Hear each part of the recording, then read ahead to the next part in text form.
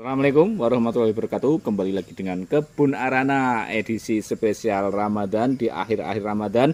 Kali ini kita akan berbagi tips. Nah, jualannya sudah selesai karena pengiriman juga ini udah bertumpuk-tumpuk. Jadi kita udah libur dulu ini teman-teman. Beberapa kemarin memang nggak upload video. Nah, kali ini kita akan upload video tentang peraglonimaan. Nah, tentunya banyak sekali teman-teman melihat aglonimanya itu di rumah itu berbunga. Nah, aglonema berbunga itu sebenarnya sinyal baik atau tidak toh? Nah, ada yang wah baik, ada yang tidak. Nah, kali ini kita akan mengulik signal apakah yang dikirimkan dari aglonema yang berbunga itu. Nah, kita akan mengulik. Nanti kita bisa sharing-sharing ya teman-teman. Aglonema berbunga itu baik atau tidak? Yuk cekidot. Nah teman-teman, aglonema berbunga seperti ini, aglonema Krishna. Kalau kita lihat dari pertumbuhan dan perkembangan pada tanaman, itu kan memiliki dua fase, yaitu fase vegetatif dan fase generatif.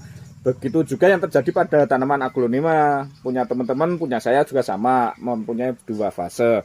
Yang pertama, fase vegetatif aglonema itu dimulai sejak pecahnya mata tunas hingga tanaman menjadi besar. Pada fase ini terjadi pembentukan akar batang daun baru.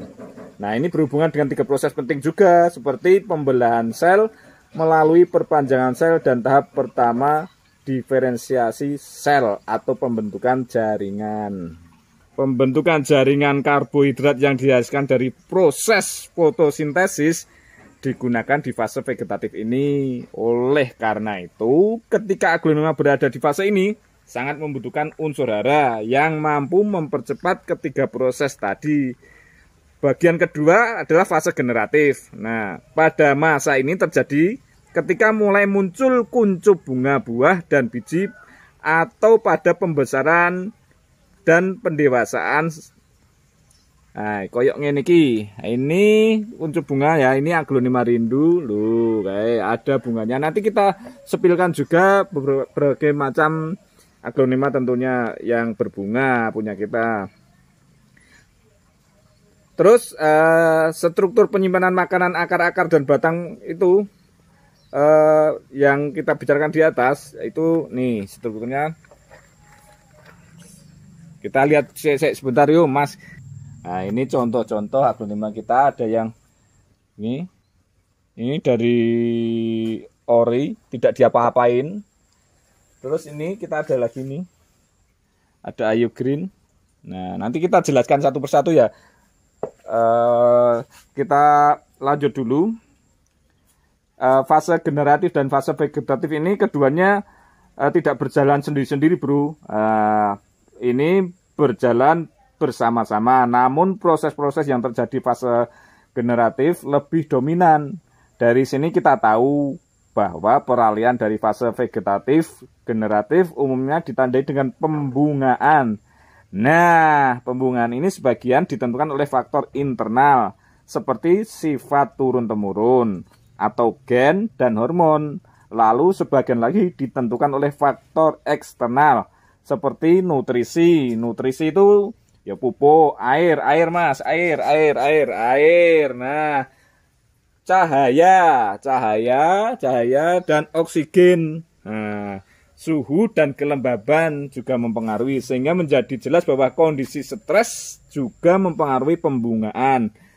Disebutkan pada suatu jurnal bahwa berbagai faktor stres dapat menginduksi atau mempercepat pembungaan, serta sebaliknya menghambat atau menunda pembungaan. Hal ini diperkuat oleh pendapat ahli fisiologi perbungaan yang juga mencatat dia bahwa tanaman cenderung berbunga ketika tumbuh di bawah kondisi yang tidak sesuai, yang dianggap sebagai stres pembungaan.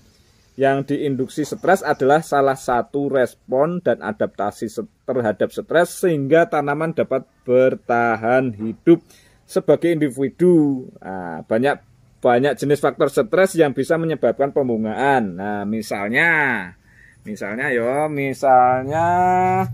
intensitas cahaya, sinar ultraviolet, dan suhu yang tinggi atau sebaliknya suhu yang rendah.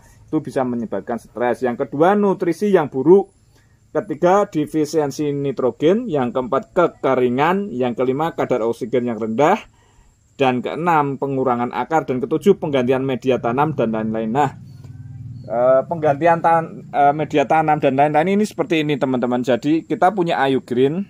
Ini sebenarnya udah kita cek akarnya sedikit, di repotting habis dipotong, kemudian dia tumbuh bunga ya teman-teman. Nah, ini menandakan bahwa ini bukan berbunga karena akan tumbuh tunas, tapi ini pengaruh dari stres yang diterimanya. Jadi buat teman-teman, aglonema berbunga itu tidak semata-mata menandakan akan tumbuh tunas. Nah, jadi aglonema berbunga itu juga tidak menandakan kebaikan aja. Nah, itu teman-teman.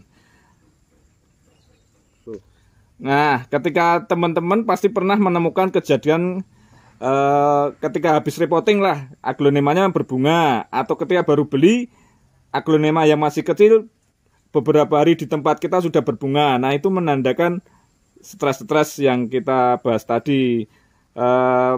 Aglonema berbunga tapi tidak kunjung kelihatan tunas anakan yang muncul. Nah, itu karena cuma stres. Beberapa contoh berbunga pada aglonema diakibatkan karena merespon stres yang dialami. Lalu bagaimana membedakan bunga pada aglonema stres dengan bunga yang memang muncul ketika aglonema benar-benar dewasa? Nah, membedakannya kan terus ini kita punya yang ini karena stres ya. Ini karena stres. Nah, ini karena ini agak tentu mudah sekali ya teman-teman membedakan aglonema dewasa yang stres itu. Nah, ini kita bongkar aja ya. Kita bongkar hadap sini, Mas. Ini paling. Nah, kalau ini pasti ada tunasnya kalau ini, karena ini dewasa. Nah, nih teman-teman. Ini kelihatan dia akan tumbuh tunas sehingga dia berbunga.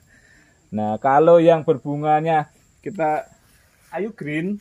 Nah, ini yang berbunga, ini karena stres tadi itu kita bongkar aja buat teman-teman. Nah, kita bongkarkan. Nah, lihat.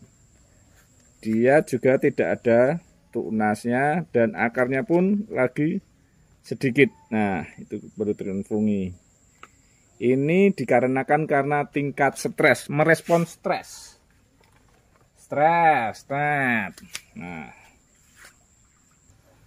Nah, demikian penjabaran singkat dan agak belibet buat teman-teman. Jadi indikasi aglonema aglonema berbunga itu sebenarnya indikasi tidak baik. Nah, kalau dilihat dari dia merespon terhadap stres, tapi kita jadi tahu bahwa aglonema tersebut terus membutuhkan kasih sayang yang berlebih. Oke, teman-teman, demikian kali ini kita berbagi tips sedikit sekelumit tentang peraglonemaan. Mohon maaf ya, bahasanya ngalor ngidul, mungkin sukar dipahami. Ora popo, sepenting semangat puasa, sebentar lagi lebaran. Mohon maaf buat teman-teman sahabat kebun arana. Kita meminta maaf yang sebesar-besarnya. Oke, sampai ketemu lagi di video selanjutnya dan wassalamualaikum warahmatullahi wabarakatuh.